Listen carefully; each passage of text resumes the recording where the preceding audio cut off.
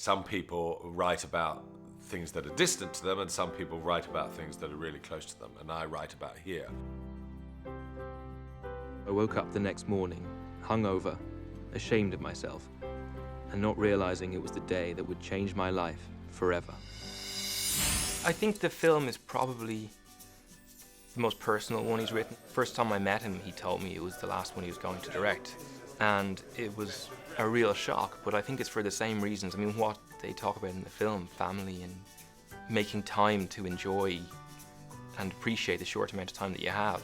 Let's just do it up. They've all been good. Well, you can tell that he's very close to it and it's very personal, and that he brings so much of himself to it. He's very generous with his spirit. It was nice for me, I think, in this case, to be able to write about my world, but to inhabit it actually with two people who were not from my world. I'm gonna go into the bedroom and put on my new pajamas, and then in a minute you can come in and take them off. I'm sure it'll be better next time. The Cartesian world holds a mirror up to all of us as well, you know, so that the audience absolutely can see themselves, all their own lives, all their own emotions and all the rest of it in terms of the work that he's doing. And quite often he's also stating the obvious, but he does it in an absolutely brilliant way. My parents are in town. They're visiting, and they're coming around. When? Now. Now. Now. So you should probably put on some pants. His films are exactly like Richard. I mean, full of heart and full of love and full of generosity. And cut there.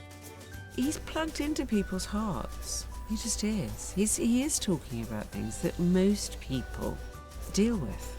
I am so uninterested in a life without your father. Mary, come on, let's make some tea.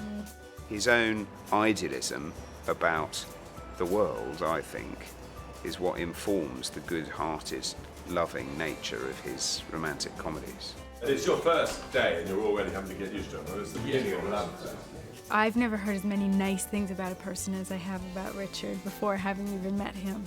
Richard creates the most amazing environment because it just allows you to have so much fun and play with everything you're doing, which you have to. Just try and keep you happy. No film is without this worry that, you know, is it working and are we doing the right things and making the right choices and all that sort of stuff. But like, everybody hung out and there was a lot of laughter and a lot of sunshine and a lot of people getting on. And Richard just really brings that sense of happiness to set. So I'll be very sad if it's the last film he does, but I'll understand. Lovely. And cut.